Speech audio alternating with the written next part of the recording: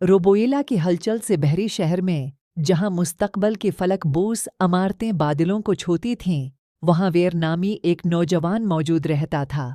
اس کا مستقل ساتھی نیکس نامی انسان نما روبوٹ تھا جو مصنوعی ذہانت سے لیس تھا اور کسی بھی صورتحال سے ہم آہنگ ہونے کی صلاحیت رکھتا تھا۔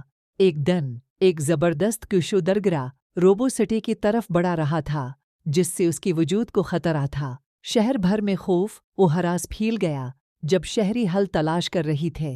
ویر، عزم اور نیکس نے اپنی تجزیاتی ذہن کے ساتھ کو بچانے کے لیے ایک مشن پر نکلنے کا فیصلہ کیا۔ نیکس کی جدید سینسرز کا استعمال کرتے ہوئے انہوں نے شہر سے باہر ایک روبوٹ کے جنگل کے مرکز میں چھپی ہوئی ایک قدیم نمونے کی شناخت کی جسی کاسمک کیٹالسٹ کہا جاتا ہے۔ لیجنڈ یہ تھا کہ کائناتی کرسٹل کے پاس آسمانی اجسام کو ری ڈائریکٹ کرنے کی طاقت تھی۔ جنگل میں قدم رکھتے ہوئے ویر اور گٹھ جوڑ کو مقناطیسی طوفانوں، لیزر سے محفوظ راستے اور نمونے کی حفاظت کے لیے ڈیزائن کردہ پھیلیاں جیسی چیلنجوں کا سامنا کرنا پڑا۔ ویر کی اختراعی صلاحیتوں اور نیکس کی موافقت کے ساتھ انہوں نے ہر رکاوٹ کو عبور کیا اور اپنی مقصد کے قریب پہنچ گئی۔ کاسمک کیٹالسٹ تک پہنچنے پر اور نیکس نے دریافت کیا کہ اسے اپنی طاقتوں کو فعال کرنے کے لیے ایک منفرد کوڈ کی ضرورت ہے۔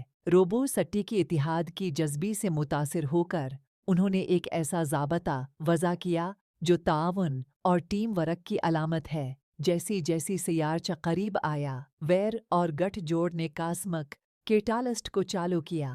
توانائی کی ایک اضافی نے روبو سٹی کو لپیٹ میں لے لیا، ایک حفاظتی قوت کا میدان بنا جس نے کشودرگرا کو میٹروپولیس سے دور کر دیا۔ شہر بچ گیا اور شہری سڑکوں پر خوشیاں منانے لگی۔ ویر اور نیکس ہیرو بن گئی، نہ صرف اپنی تکنیکی صلاحیتوں کے لیے بلکہ ٹیم ورک اور جدت طرازی کے اقدار کو مجسم کرنے کے لیے۔